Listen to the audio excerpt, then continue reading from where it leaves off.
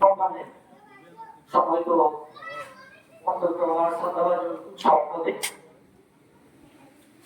বিশেষ অতিথিবৃন্দ প্রিন্ট এবং ইলেকট্রনিক মিডিয়া সম্মানিত সাংবাদিকবৃন্দ সম্মানিত সতী মন্ডলী উপস্থিত জনতা আসসালামু আলাইকুম ওয়া রাহমাতুল্লাহি ওয়া বারাকাতুহু।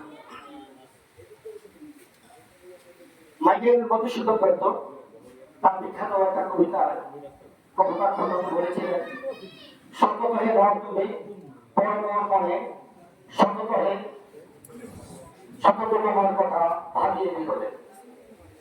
আমার জাতীয় কবিতা নজরুল ইসলাম তার বিখ্যাত কবিতা এই তো নদীর খেলা সেটাতে বলেছিলেন, নদী একুল ভাঙে ককুল গড়ে এই তো নদীর খেলা, সকাল বেলার ধরিয়ে তুই ও ভাই ফকির সন্তানেরা। তো আমার সব্যসাচী লেখক শামসুল হক তার বিখ্যাত আমার পরিচয় কবিতাতে তিনি বাংলাদেশকে রূপায়িত করেছিলেন, ১৩০০ নদী আমাকে শুধায় কোথা থেকে তুমি এলে। তাহলে তিনি বলতে চেয়েছেন যে আমার দেশে প্রায় ১৩০০ নদী রয়েছে। তো আমাদের জাতীয় নদী রক্ষা কমিটি যে একটা কমিটি রয়েছে তাদের গবেষণায় দেখা গিয়েছে যে বাংলাদেশে প্রায় ১০০৮টি নদী রয়েছে এবং এই নদীগুলোর ডিস্টেন্স আমাদের পরিসংখ্যান অনুযায়ী যেটা দেখা হয়েছে প্রায় ২৫,০০০ কিলোমিটার। তো আপনারা জানেন যে আমার এই ৫৪টা নদী আমার দেশে যেটা ভারত থেকে এসেছে এবং বার্মা থেকে এসেছে। তো এই ৫৪টা নদীতে ভারত ৩০টা বাঁধ দিয়েছে। আজকে আমি জাস্ট ৪টা বাঁধের কথা বলবো।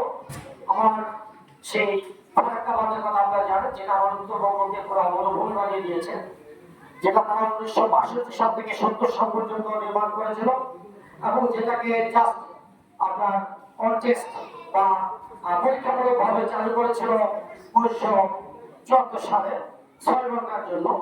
সেই ফারাক্কা ৬ ঘন্টা আজও শেষ হলেই সেটা চলছে এবং এটাতে প্রায় আপনার ১০৯টা গেট রয়েছে। এই ১০৮টা গেট দিয়ে আপনার স্থায়ীভাবে তারা পানি এই প্রবাহিত করে, আর একটা গেটে গেছে তাদের মাধবদা নামে একটা এলাকা আছে, ওটাকে প্রোটেকশন করার জন্য স্থায়ীভাবে। তো এই ফারাক্কা বাঁধের বিরুদ্ধে আমাদের মাওলানা ভাসানী সাহেব ১৯৭৬ সালের ১৬ মে তিনি লং মার্চ ঘোষণা করেছে। তবে আমার উত্তরাঞ্চলবাসীকে বাঁচানোর জন্য এই ফারাক্কার বিরুদ্ধে আপনার কঠিন তিনি লং মার্চ করেছেন। আপনারা আমাদের এই ২০২৪ যে জুলাই বিপ্লবের পরে দেখেছেন যে আমাদের কুমিল্লা, নোয়াখালী তথা লক্ষ্মীপুরে যে বিশাল বন্যা হয়েছিল, এখানে ত্রিপুরা একটা ডোঙ্গর বাঁধ রয়েছে। এই ভারত কর্তৃক যেমন এই ডোঙ্গর বাঁধের কারণে এই এলাকাগুলোকে বলা হয় যে আপনার অর্থাৎ কুমিল্লার দুঃখ, এই অঞ্চলের দুঃখ হল এই ডোঙ্গর বাঁধ। তো এভাবে আছে আমাদের তিস্তা নদী তাদের গজবা বাঁধ, কিংবা আপনার এই যে রিসেন্টলি যেটা দিয়েছে আপনারা জানেন ২০০৯ সালে আপনার চিপাই মুখ বাঁধ দিয়েছে। আমি এই ব্যাপারে একটু ডিটেলস বলবো যে আমাদের মেঘনা নদীর উপরে যেটা আমাদের দেশে সুরপাট কুশিয়ারা নামে এসেছে, তাদের ছিল ব্রহ্মাণ্ড এবং দুই ভাই নামে। তো এই দুটা নদীর মিলনস্থলে তারা চিপাই মুখ বাঁধ দিয়েছে ১৫,০০০ মেগাওয়াট বিদ্যুৎ উৎপাদন করার জন্য এই তাদের মণিপুর রাজ্যে।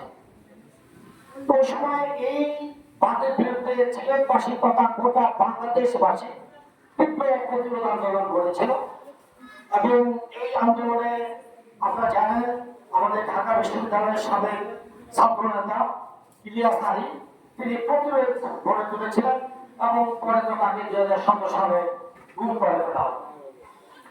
এছাড়াও আমাদের তৎকালীন যে বিরোধী দলের ছিলেন বেগম খালেদা জিয়া, তিনি খুলনার একটা জনসমাবেশে সে ২০১৭ সালের ১১ নভেম্বর তিনি বলেছিলেন যে আপনি যদি এই চিপাই মুখ বাঁধের বিরুদ্ধে শক্ত অবস্থান নিতে না পারেন তাহলে ক্ষমতা ছেড়ে দেন, আমরা আপনার সাথে আছি, আমরা আমাদের দেশকে রক্ষার জন্য সর্বাত্মক সংগ্রাম করব। কিন্তু যাই হোক সেই চিপাই মুখ বাঁধ কিন্তু চালু হয়ে গিয়েছে এবং আপনারা জানেন বিশেষজ্ঞরা স্পষ্টত বলে দিয়েছে যে 10 থেকে 15 বছরের মধ্যে আপনারা জানেন আমাদের ইতিমধ্যে 54টা নদী প্রায় মরা অবস্থা। আপনারা পদ্মা নদীর কথা জানেন, এই খাগড়াবাদ পদ্মা নদীর হয়েছে এবং পদ্মা ঘাটের কথা জানেন, সেখানে দ্রুত বাণিজ্য থেকে যে তিস্তা আমাদের নদী সেটা শুকিয়ে মারা গিয়েছে। তো এইভাবে যে নদীগুলো মরে গিয়েছে, তো এই বাঁধগুলোর কারণে গোটা বাংলাদেশ বলছে যে এই মেট্রো এই 10 থেকে 15 বছরের মধ্যে মরুভূমি হয়ে যাবে, কিছু করার থাকবে না। বাট আপনার অলরেডি আমার সেই পরিসংখ্যানে 7 বছর পার হয়ে গেছে, আর হয়তো 8 বছর আছে। তো আমরা আজকে বলিষ্ঠ দাবি জানাবো এবং আমি আমার অঞ্চলের অন্তস্থ থেকে আমাদের সাধারণ মেয়াদিকে আন্তরিক অভিবাদন জানাচ্ছি। সে আমাদের অঞ্চলের জন্য চিন্তা ভাবনা করে বা সমাজ সেবামূলক কাজগুলো করছে, আমাদের মধ্যে এই চিন্তাগুলোকে সে জাগিয়ে রাখছে। আমরা আমাদের বর্তমান সরকারকে অনুরোধ করব যে আমাদের এই যে পশ্চিম অঞ্চল আছে, আমাদের নদীর পশ্চিম পাড়ে যারা আছে তাদেরকে এখন নদী ব্যাপকভাবে ভাঙছে এবং সরকার যদি উদ্যোগ নেয় এখানে আমাদের কোনো টাকা লাগবে না। আমরা এই বাঁধ মাত্র 127 কোটি টাকা দিয়ে সেই লক্ষ্মীপুর থেকে 4 ফুট পর্যন্ত বাঁধ দেওয়া সম্ভব হয়েছে এবং আমরা জানি এই কাজের মাত্র 25% হয়েছে। আমরা জন্য সরকারের আমাদের এই এলাকার মূলত আমরা ধন্যবাদ জানাই, কারণ তিনি মন্ত্রী থাকার এই কাজটা করতে পেরেছেন বা করেছেন। তো আমরা এখানে এটা বলতে চাই যে সরকার যদি উদ্যোগ নেয় তাহলে পশ্চিম অংশের কাজটা করা কঠিন কাজ হবে এবং এটা গোটা বাংলাদেশের একটা কৃষি প্রধান দেশ এবং আমাদের অঞ্চলে বিশেষভাবে কৃষি প্রধান এবং মানুষগুলো বেশিরভাগই নদীর উপর নির্ভরশীল, তাদের জীবন জীবিকার উপর নির্ভরশীল।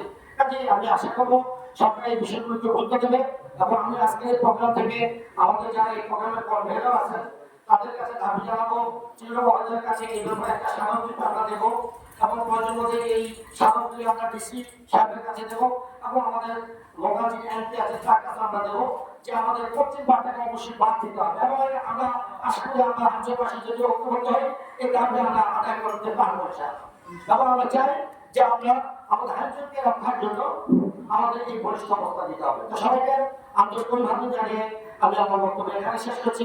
আসসালামু আলাইকুম ওয়া রাহমাতুল্লাহি ওয়া বারাকাতুহু।